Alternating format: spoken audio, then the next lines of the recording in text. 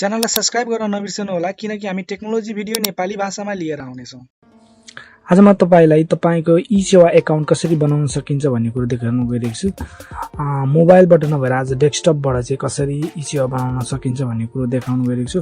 मोबाइलबाट कसरी बनाउने त्यसको बारेमा मैले भिडियो बनाएको छु। आई बटनमा क्लिक गर्नु होला र अहिले यहाँ कम्प्युटरबाट कसरी ई-सेवा एकाउन्ट बनाएर त्यसलाई युज गर्ने होला भन्ने कुरा देखाउन गइरहेको छु। गुगलमा गएर तपाईले ई-सेवा भनेर सर्च गर्न सक्नुहुन्छ। यो ई-सेवा एकाउन्ट भनेको चाहिँ यस्तो एकाउन्ट हो जसले चाहिँ जस्तै इन्डियामा भएको पेटीएम र वर्ल्ड वाइड भएको पेपाल सर्भिस छ, त्यो सर्भिसलाई चाहिँ लोकल्ली नेपालमा चाहिँ त्यस्तै खालको सिस्टम हो जुन चाहिँ पेमेन्ट गेटवे हो, जसले चाहिँ तपाईले पेमेन्टहरु ट्रान्सफर गर्न सक्नुहुन्छ, ब्यालेन्स पठाउन, युटिलिटी बिलहरु पेमेन्ट गर्नलाई सबै चीज गर्न सक्नुहुन्छ। त्यस कारणले म तपाईलाई ई-सेवा एकाउन्ट कसरी बनाउने भन्नलाई यो वेबसाइटमा पुग्यो। ई-सेवाको वेबसाइटमा आइपुगेपछि यहाँ हाम्रो लगइन र पासवर्ड भनेर भनिएको छ। यो चाहिँ तपाईको पासवर्ड बनाइसकेपछि, आइडी बनिसकेपछि लगइन गर्ने ठाउँ हो भने अर्को चाहिँ तपाईको साइन इन गर्ने ठाउँ रहेको छ। यहाँ हेर्नुहोस्, यहाँ पहिलो नेममा तपाईले आफ्नो नाम राख्न सक्नुहुनेछ।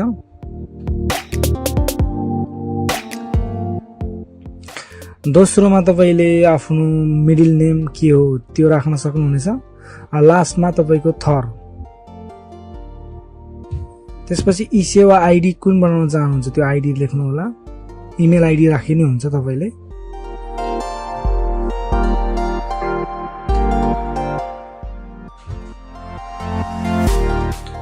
इमेल आइडी र तपाईको फोन नम्बर जुन राख्दा पनि हुन्छ। म चाहिँ अहिले इमेलबाट कसरी बनाउने भन्ने कुरा देखाउन गइरहेको छु।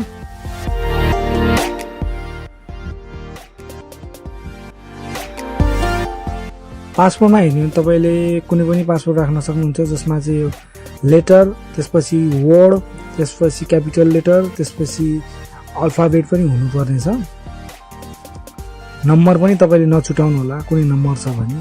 पासपोर्ट कसरी राख्न सकिन्छ त्यो तपाईलाई थाहा नै होला किनकि तपाईको फेसबुक पासपोर्ट पनि तपाईलाई छ होला। त्यस्तै म्याच हुने गरी बनाउन सक्नुहुनेछ।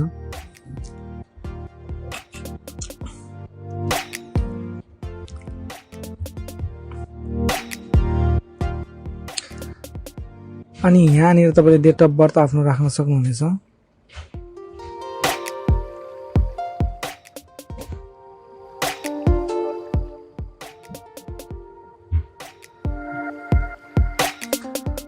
अब आफ्नो मोबाइल नम्बर राख्नु होला जुन चाहिँ तपाईको ई-सेवाको लागि भ्यालिड हुन्छ।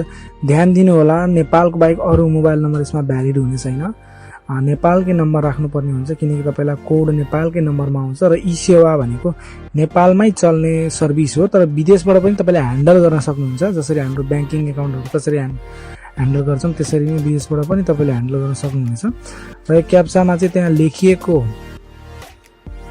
चीज KQHR यो टाइप गर्नु होला र साइन अप गरिदिनु होला।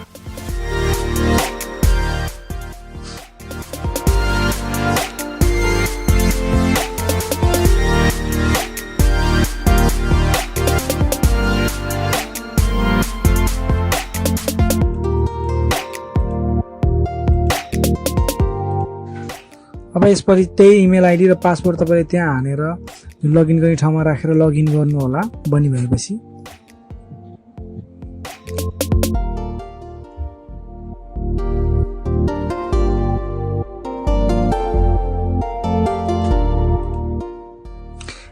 यसरी हेर्ने भने हाम्रो एकाउन्ट चाहिँ लगइन भएको छ र यसपछि तपाईले हेर्न सक्नुहुन्छ ई-सेवाको सर्भिसहरु तपाईले त्यहाँ सागर थापा मगर भनेर भेरिफाई भनेको छ त लगआउट र लगइन गर्न सकिन्छ भनेर राखिएको छ।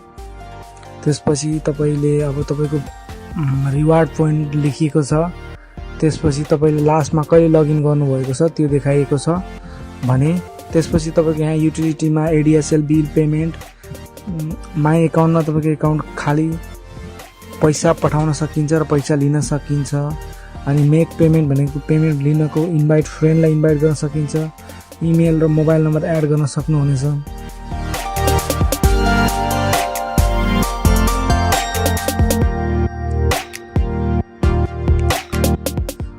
अब लड फोनमा गएर हेर्यो भने इन्टरनेट ब्याङ्किङबाट चाहिँ तपाईले यसमा चाहिँ पैसा राख्न सक्नुहुनेछ। मोबाइल ब्याङ्किङबाट पनि तपाईले पैसा राख्न सक्नुहुनेछ र फ्रेन्डहरूलाई रिक्वेस्ट गरेर पनि पैसा राख्न सक्नुहुन्छ। यी ब्याङ्कहरूले चाहिँ तपाईँको चाहिँ यो ब्याङ्कहरूमा गएर चाहिँ तपाईँले e-सेवाको भाउचर दिनुहोस् भनेर e-सेवाको भाउचर लिएर तपाईँले e-सेवाको पैसा भर्न सक्नुहुनेछ। यसरी चाहिँ तपाईँको e-सेवा एकाउन्ट चालु हुनेछ। मोबाइल ब्याङ्किङबाट पनि तपाईँले गर्न सक्नुहुनेछ। मोबाइल ब्याङ्किङमा पनि यहाँ हेर्न सक्नुहुन्छ विभिन्न सिस्टमहरूबाट चाहिँ मोबाइल ब्याङ्किङबाट तपाईँले आफ्नो मोबाइल एपबाट पनि तपाईँले यसरी e-सेवा एकाउन्ट गराउन सक्नुहुनेछ। अनि रिक्वेस्ट फ्रम फ्रेन्ड भनेको चाहिँ साथीबाट चाहिँ तपाईँले ल्याएर त्यसलाई गर्न सक्नुहुनेछ।